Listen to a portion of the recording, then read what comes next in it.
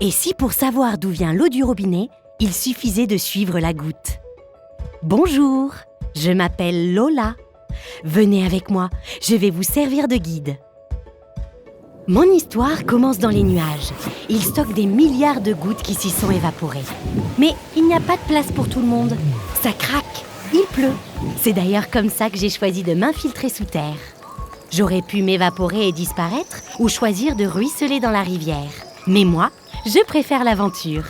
J'ai rejoint d'autres gouttes d'eau pour m'installer pendant quelques milliers d'années dans la nappe phréatique des Landes, une réserve d'eau souterraine. Mais le repos n'est pas éternel. Je sens une force qui m'entraîne à la surface. Une pompe, placée dans un forage, m'aspire à travers de gros tuyaux et m'emmène sans le savoir vers un nouveau voyage. Jusque-là, je n'étais qu'une banale goutte d'eau, sans intérêt.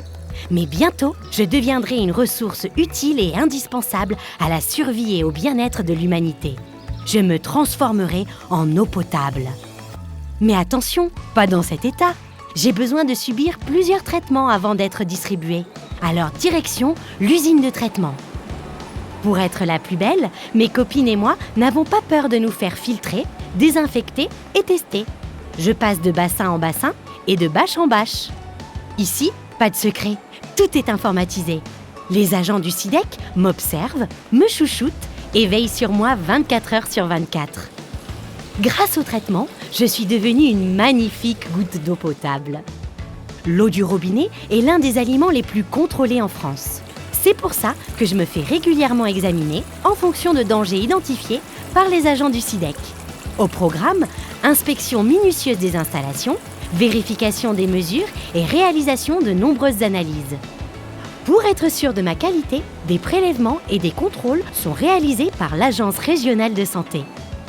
Cette batterie de contrôle terminée, me voilà prête pour la vie de château. C'est reparti pour un tour dans les tuyaux? Suivez-moi. Partons à l'assaut du château. Ici, pas de pont-levis. Il s'agit d'un château d'eau. C'est une construction servant à stocker de l'eau en hauteur. Arrivé au sommet, c'est ici que nous attendons dans un immense réservoir, jusqu'à ce que quelqu'un ait besoin de nous et ouvre son robinet. Mais comment j'arrive chez vous? Facile, c'est la hauteur de la réserve d'eau et la pente naturelle qui me donne une pression suffisante pour arriver jusqu'aux habitations. Nous sommes presque arrivés. J'ai hâte. J'emprunte à nouveau des tuyaux souterrains. Quand, sur un chantier, je croise des agents du SIDEC. Ils vérifient qu'il n'y ait pas de fuite et que les canalisations soient bien raccordées aux habitations. Ça y est pour moi, le grand jour est arrivé. Vous tournez le robinet, l'eau coule. Vais-je être bu?